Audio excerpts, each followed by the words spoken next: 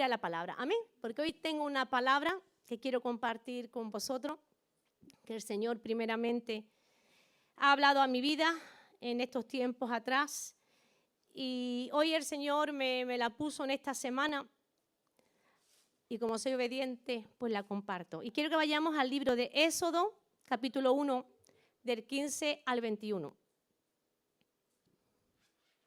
Éxodo, capítulo 1, del 15 al 21. Y dice así en la palabra del Señor: y habló el rey de Egipto a las parteras de las hebreas, una de las cuales se llamaba Cifra y la otra Fúa, y les dijo: cuando asistáis a las hebreas en su parto y veáis el seso, si es hijo, matadlo, y si es hija, entonces viva. Pero las parteras temieron a Dios. Repite conmigo: temieron a Dios. Y no hicieron como les mandó el rey de Egipto, sino que preservaron la vida a los niños. Y el rey de Egipto hizo llamar a las parteras y le dijo: ¿por qué habéis hecho esto, que habéis preservado la vida a los niños? Y las parteras respondió a Faraón: porque las mujeres hebreas no son como las egipcias, pues son robustas y dan a luz antes que las parteras vengan a ellas.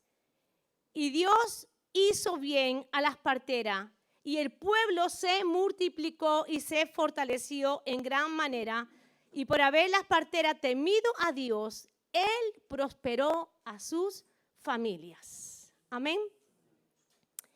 El capítulo de Éxodo 1 marca un periodo de transición. La generación de José, que disfrutó de abundancia, disfrutó de paz en Egipto, se estaba terminando, había desaparecido. Un nuevo rey, como nos dice la palabra, se levanta que no conocía a José. Y estaba decidido de esclavizar y oprimir a Israel para frenar así su crecimiento. Y lo primero que vemos es el ataque a la multiplicación. ¿Por qué? Porque el pueblo de Dios estaba representando, o el faraón pensaba que representaba una amenaza para él. Pensaba que algún día podría levantarse contra Egipto. Y el temor reinaba en el faraón porque los hebreos eran más fuertes que su propio ejército o su propio pueblo. Faraón, sabemos que es una representación de la oscuridad, de la tiniebla, de Satanás, que desea bloquear todo avance y multiplicación de la iglesia. ¿Y qué estrategia usó el faraón para anular el crecimiento y la multiplicación? Si vamos a Éxodo 1, del 11 al 14, dice que entonces pusieron sobre ellos comisarios de tributos que los molestasen con sus cargas, y edificaron para Faraón las ciudades de almacenaje, Pitón y Ramasés.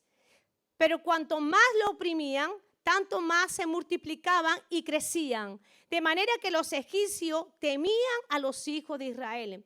Y los egipcios hicieron servir a los hijos de Israel con dureza, y amargaron sus vidas con dura servidumbre en hacer barro y ladrillo, y en toda labor del campo y en todo su servicio, al cual los obligaba con rigor. Y el primer paso que usó el faraón fue la opresión. Intentó controlar a los israelitas a través de incrementar el trabajo del pueblo. Le hacía servir sin piedad para desanimarle, para amargarle la vida, para arruinarle la salud, para cortar sus días, con el fin de que el pueblo no se multiplicara. Pero ¿qué nos dice la palabra? Que nada de todo esto le sirvió al faraón. Qué interesante, ¿verdad? Cuando más tenía opresión, cuanto más vivía en la opresión, más Dios bendecía a su pueblo y más se multiplicaba. Nada de lo que hizo el faraón le sirvió, le funcionó, porque el pueblo seguía multiplicándose. Aleluya. Y como esto no le sirvió al faraón, hizo otra estrategia, quizás más dura, más diabólica, más destructiva.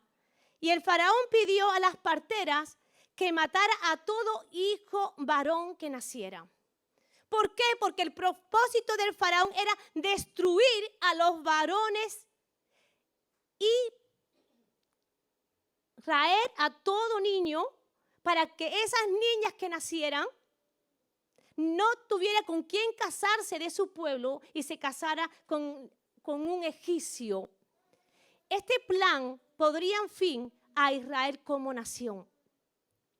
Sin embargo, encontramos dos mujeres, dos parteras, que fueron trascendentales en el plan de Dios. Dos mujeres que temieron a Dios.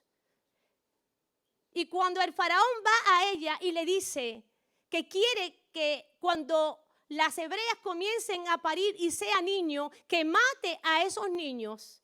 Dice la palabra que las parteras temieron a Dios y no obedecieron las órdenes del faraón. Porque ellas temieron a Dios y decidieron arriesgarse y salvar la vida de los niños hebreos. ¿Sabe? Estas mujeres eran mujeres sencillas. No tenían un gran renombre, pero fueron, como ya he dicho, trascendentales en el plan de Dios. Y yo quiero que hoy tú te veas de esa misma manera.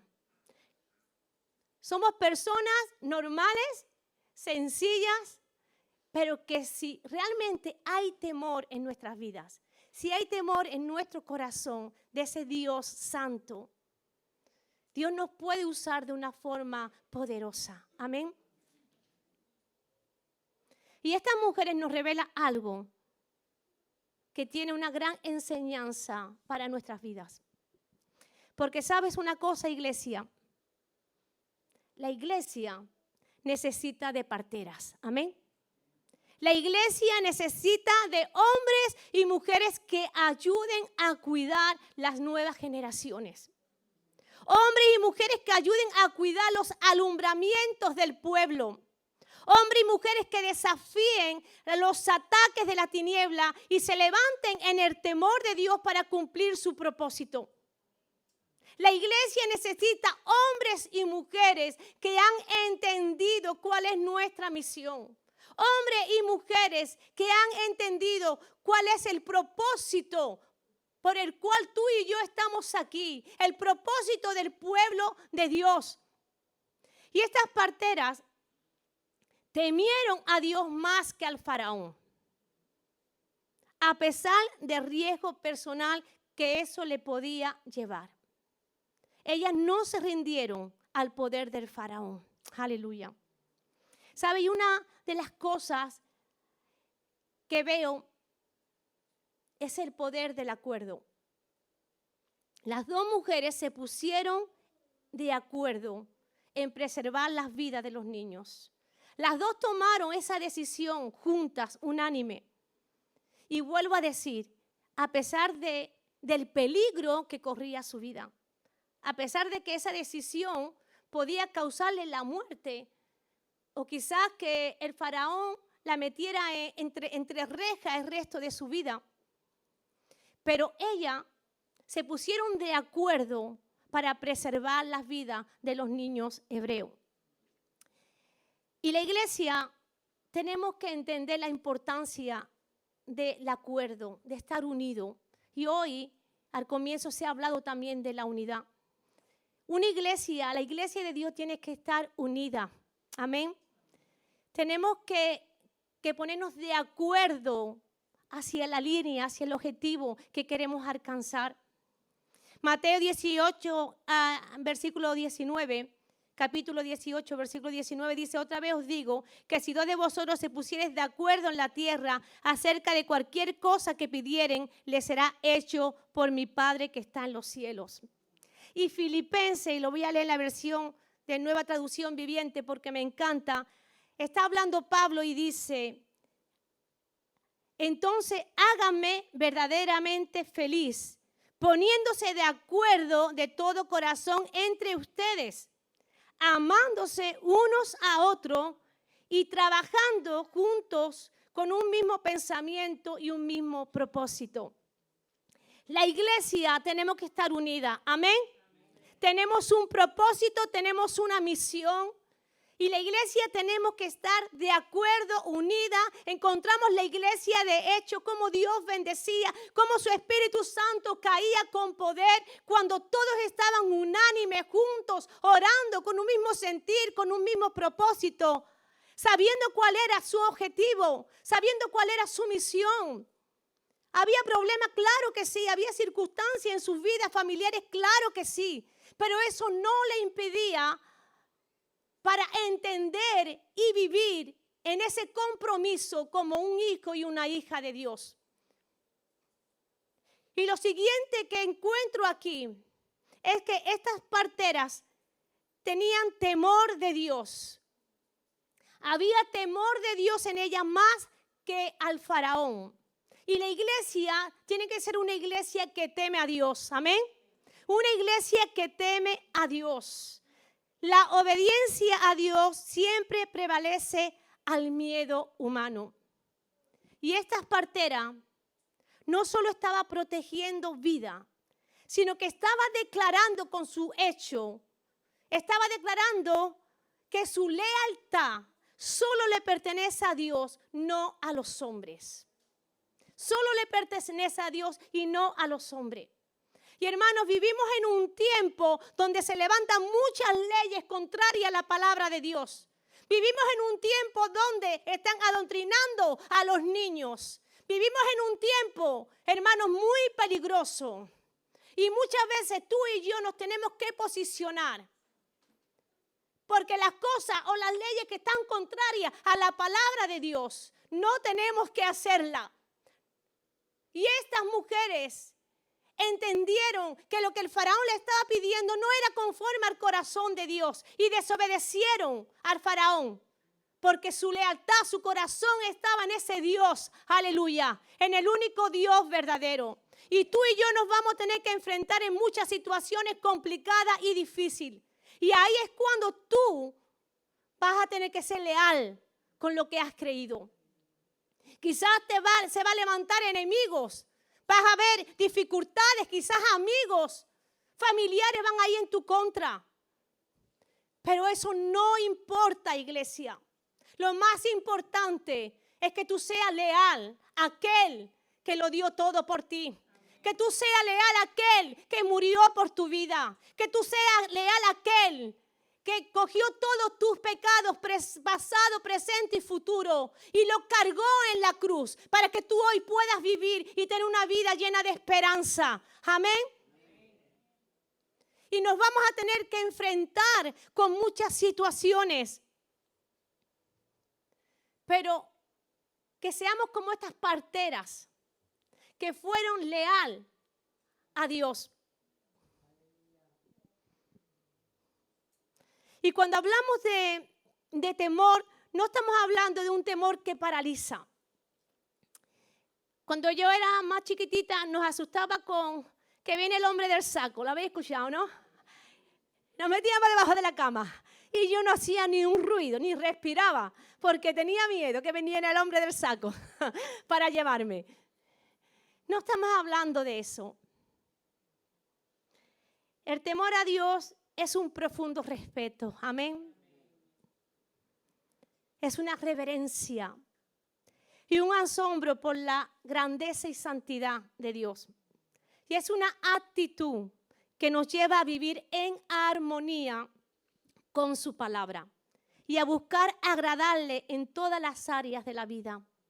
En todas las áreas de la vida. ¿Cómo está tu vida? Tú conoces todas tus áreas, tú conoces tu levantar, tu acostar, tu día a día. Tú conoces cuando vas a las clases, cuando te reúnes con los amigos, cuando te reúnes con la familia, cuando entras, cuando sales. ¿Cómo está tu día a día? ¿Realmente temes a Dios? ¿Te mantienes leal cuando viene la tentación? ¿Te mantienes leal cuando está el pecado tocando a tu puerta? ¿Te mantienes leal en tus conversaciones? ¿Te mantienes leal en tus pensamientos? ¿Te mantienes leal a Dios? El principio de la sabiduría, dice Proverbios 1:7, es el temor a Dios. Proverbios 14, del 26 al 27, dice, en el temor de Dios está la fuerte confianza, y esperanza tendrán sus hijos. El temor de Dios es manantial de vida para apartarse de los lazos de la muerte. Aleluya. Cuando hay temor en nuestro corazón, nos apartamos de esos lazos de muerte, porque queremos agradarle a Él, porque queremos vivir en santidad, porque queremos respetar su nombre, porque nos lleva a hacer lo que a Él le agrada. El temor de Dios o el temor a Dios nos lleva a obedecer al Señor y no a aceptar los decretos de muerte. Las parteras no obedecieron el decreto del gobierno para asesinar a niños, sino que confiaron en Dios y cuidaron a esos bebecitos. Otra cosa que encontramos aquí es que estas mujeres estaban enfocadas en la preservación de vidas. Las parteras lucharon para conservar la vida de los niños y se enfocaron en la vida y no en la muerte, protegiendo la vida de los nacidos del ataque faraónico. ¿Sabe? El trabajo de la iglesia es preservar, aleluya. Cuidar el fruto que no se pierda. Ese es el trabajo de la iglesia. Y ese trabajo no solamente lo tienen que hacer los pastores. Ese trabajo no solamente lo tiene que hacer el cuerpo ministerial. Ese trabajo lo tienes que hacer tú, iglesia. Porque cada uno de nosotros somos iglesia. La iglesia no es este local. La iglesia, cuando tú te vas, la iglesia va contigo porque tú eres iglesia. Y es tu responsabilidad. Es muy fácil venir aquí y decir es responsabilidad de los pastores, es responsabilidad de los líderes, es responsabilidad del cuerpo ministerial. No, es tu responsabilidad. Tú tienes una responsabilidad con el hermano que tienes al lado, detrás, enfrente, con esa persona nueva que llega, que empieza a dar los primeros pasos de fe. Tú tienes responsabilidad. Pero muchas veces es más cómodo dejar la responsabilidad a otras personas, porque Dios la ha puesto ahí. Sí, claro que sí, que Dios nos ha puesto, pero es también tu responsabilidad. Es tu responsabilidad. Tenemos que ser una iglesia enfocada en preservar la vida, en poder ayudar a esos recién nacidos a crecer en su fe. Amén. Y poder ayudarla a consolidar su vida. Seguramente muchos de los que estamos aquí, que ya llevamos ya pues media vida y algunos casi toda la vida, si miramos atrás, podemos ver que hay muchas personas que vinieron un día, pero que ya no están, ¿verdad?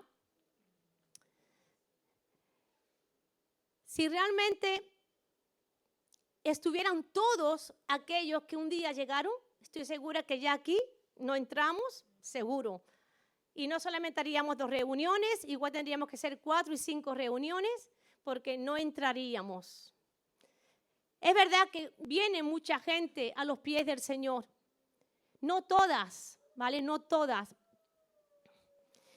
Van a seguir creciendo, van a seguir desarrollándose. Hay muchas que se pierden por el camino. Eso es una realidad. Pero la iglesia no tiene que estar quizás más centrada en que, bueno, es su decisión, ellas tienen que caminar. Sí, ellos tienen que caminar, tienen que tomar decisiones, pero tú y yo tenemos que cuidar. Amén. Tenemos que cuidar a esas personas que vienen nuevas. Tenemos que cuidar con nuestro ejemplo, con nuestro cuidado, con esa llamada. Estar atento, atenta a sus necesidades, a que vayan creciendo, porque sabemos que el enemigo está ahí. Sabemos que el enemigo está ahí, va a intentar destruir esa vida.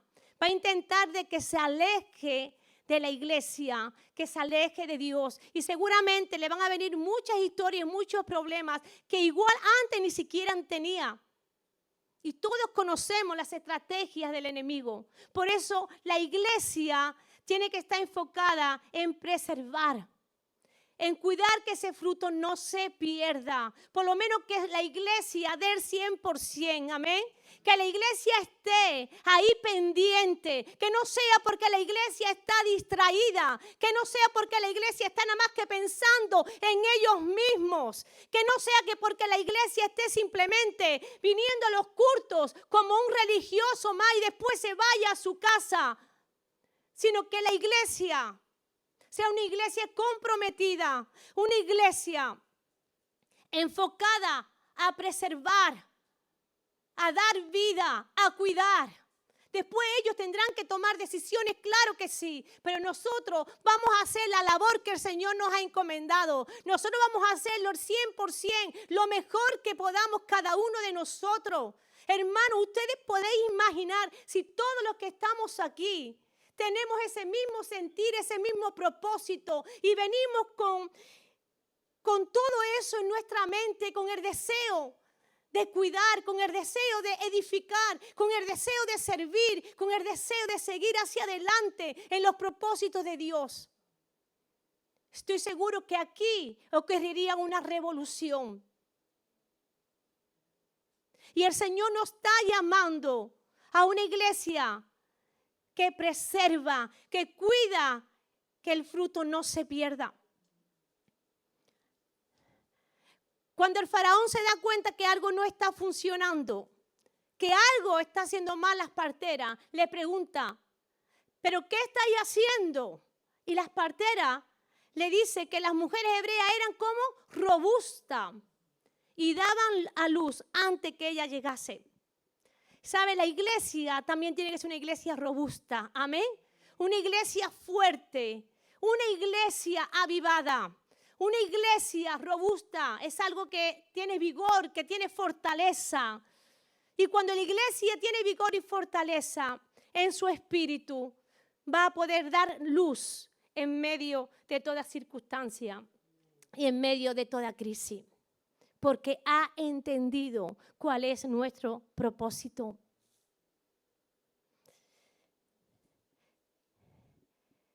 El pastor Mauricio Conde dice algo en uno de sus libros que me llamó la atención. Dice, el faraón no tiene problema con el nacimiento, sino con el desarrollo de las nuevas generaciones. Deja que nazca, pero luego los quiere matar. Por eso la iglesia tiene que ser una iglesia que haya entendido. Porque Satanás lo que está buscando es destruir a la iglesia. Por eso muchas veces vienen personas con hambre y empieza a venir ataques y se marchan. El faraón no tiene problema con los nuevos nacimientos. Ellos dejan que nazca, pero luego le quiere matar. Y tú y yo conocemos a Dios, amén. Y conocemos las estrategias de Satanás. Así que nosotros como iglesia tenemos que precipitarnos antes.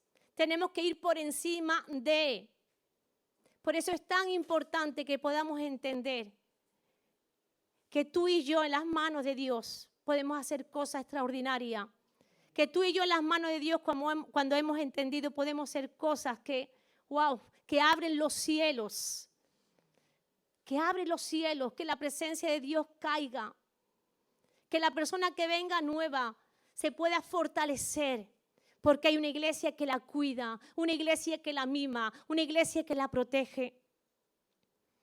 La iglesia de Cristo debe entender, y voy terminando, cuál es su misión. Y tú y yo debemos ser como esas parteras. El lema que nos precede en este año es alza tus ojos. Alza tus ojos. Juan 4:35 dice, alzad vuestros ojos y mirad los campos, porque ya están blancos para la siega. Y yo creo, iglesia, que los campos están blancos para la siega. Pero si no hay una iglesia que se preocupa, si no hay una iglesia que cuide, si no hay una iglesia que desafía los ataques de las tinieblas, no podremos retener la cosecha que Dios pone en nuestras manos. Y lo vuelvo a decir. Yo creo que los campos están blancos. ¿Amén? ¿Quién lo cree? Yo lo creo. Hay pocos amén, pero bueno. Amén con aquellos que han dicho amén. Amén. Yo lo creo, iglesia. Yo lo creo. Tampoco quiero que diga amén por decirlo, pero yo creo que los campos están blancos. Pero si no hay una iglesia que se preocupa, que cuide, que desafíe los ataques de las tinieblas, no podremos retener la cosecha que Dios pone en nuestras manos. Por eso la palabra nos desafía, porque esta palabra es una palabra que te tiene que desafiar, porque a mí me ha desafiado. Nos tiene que desafiar a que seamos una iglesia que crece en el temor de Dios. Amén. Que crece en el temor de Dios, que sabe cuál es la línea que no tiene que pasar. Una iglesia que le demos siempre el primer lugar a Cristo y someternos a su autoridad ante cualquier otra cosa. Y eso tiene un costo, eso tiene un precio, querida iglesia. Una iglesia que vive en el temor de Dios es una iglesia que vive en armonía con su palabra y busca agradarle en todas las áreas de la vida. Una iglesia que se preocupa y cuida de las nuevas generaciones, amén, de las personas que comienzan a dar los primeros pasos en la fe. Una iglesia que se sabe enfocar en preservar vida, entendiendo cuál es nuestra misión. Y una iglesia avivada para dar nuevos nacimientos. Aleluya. Para dar nuevos nacimientos. Que Dios, y esa es mi oración, pueda poner en nosotros esa carga y esa decisión que tuvo las parteras. Las parteras no obedeció las órdenes del faraón porque era contrario a la palabra de Dios.